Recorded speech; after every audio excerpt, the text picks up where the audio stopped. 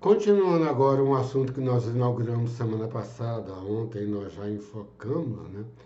Que é a questão da discussão da religião e da ciência, e nossa proposta é alguma análise da parte, o capítulo, né, da figura, que muita gente fala, da fenomenologia do espírito, de Hegel, em que ele fala do iluminismo, que seria a ciência, né, da superstição, que seria a religião, segundo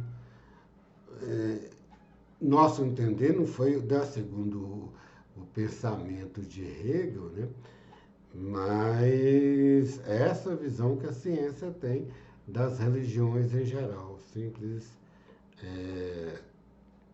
superstição no geral, o pessoal das elites científicas, né, tem essa visão da religião. Em Hegel, nós começamos a falar ontem, né?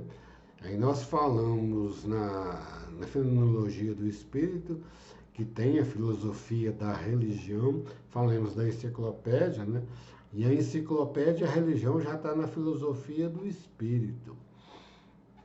E o espírito em Hegel, desde até a fenomenologia do espírito, algumas traduções em inglês fala a filosofia da consciência ou do pensamento, né? E tem essa distinção, e a religião está dentro dessa questão da consciência. E nós já analisamos aqui uma visão totalmente diferenciada da tradicional, que na Idade Média foi trevas, que eles atrasaram tudo, aí seria realmente superstição. A ciência surgiu contra esse pensamento medieval tudo, né? Mas nós baseamos no livro A Ciência nos Tempos Modernos, de Whitehead, em meados do século XX, né, em que ele fala essa questão da importância da religião, que nós no vídeo passado nós começamos a abordar, né, que é a importância de se ter e acreditar que o homem é capaz de compilar os dados empíricos, né, e fazer uma síntese maior, né, dentro já da linguagem de Hegel, né? Hegel, na fenomenologia ele fala das questões das leis científicas baseadas em Newton, né, as leis da mecânica, e analisa, dentro já inaugurando a epistemologia, essa capacidade, né, que o homem tem. E segundo Whitehead, para se chegar a isso, teria que ter essa base de capacidade de totalização que a escolástica católica, a filosofia católica, baseada em Aristóteles e Platão, deu às pessoas, né? E foram ensinadas nas escolas escolásticas, né? E as escolas ou faculdades, universidades que foram fundadas na Idade Média, né?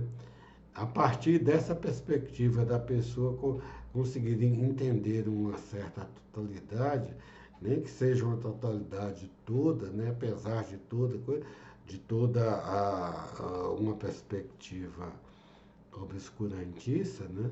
Mas essa perspectiva é que deu a perspectiva do homem ser capaz de fazer leis científicas, teorias, né?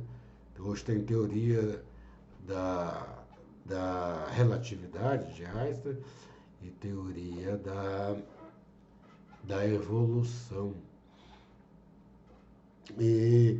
Mas aí nós vimos uma outra questão de Hegel, que é a questão da alienação, né? Hegel, alguma passagem na oração, fala de estranhamento. Alienação é uma pessoa que está fora, distante de alguma coisa, né? E está alienada, né? Tem alienação também hoje em dia, né, dos loucos. Os loucos são alienados, lunáticos, né? É uma pessoa que está fora da realidade. Os loucos, né, têm uma realidade própria deles, são alienados. Aí tem alienação. E tem um estranhamento que nós achamos melhor dentro daquilo que nós lemos, né? É que a cultura surge da transformação do homem na natureza. Nós vimos no vídeo passado. E, segundo a leitura do livro, essa cultura se volta contra o homem.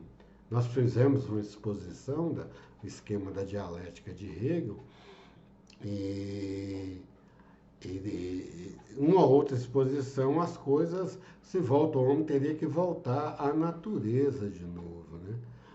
A cultura surgiu contra a natureza. E um desenvolvimento industrial com, detectado pela ecologia, pelo ambientalismo, agredindo a natureza e a percepção de que a natureza reage contra, né? Os ecologistas estão prevendo que poderá colocar em risco a existência do ser humano, né?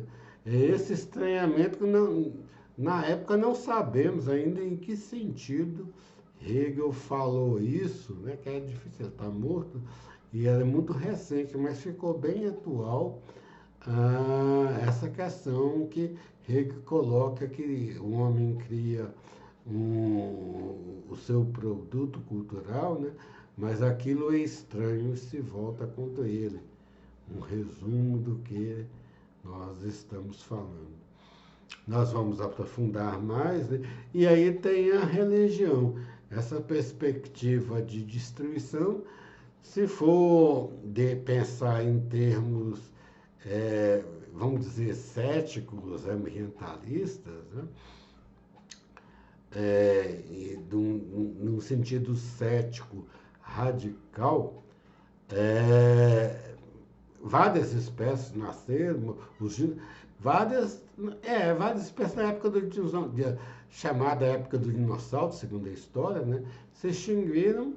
Aí a pessoa tem de falar, não, nós vamos se extinguir mesmo, não precisa a gente ficar preocupando. Se for para se extinguir, vai extinguir, não tem caminho de volta. Isso é uma visão cética radical. Mas isso vai de encontro ao instinto de sobrevivência, o instinto de razão, né? Que o homem sempre teve de superar as adversidades. O homem, ele nasceu alienado, a vida dele toda foi alienado. Tem uma perspectiva bíblica, meio religiosa, ele de ter vivido um paraíso antigo em que ele e a natureza eram harmonizados, né? E por algum motivo perdeu. Segundo a religião, foi o pecado de Adão.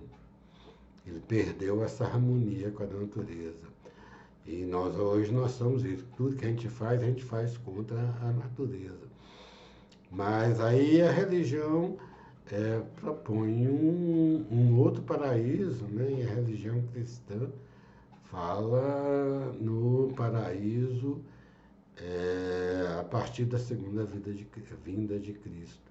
Isso que nós colocamos. E a importância de ter alguma esperança de superação, mesmo contra a adversidade, que faça as coisas mudarem dessa perspectiva.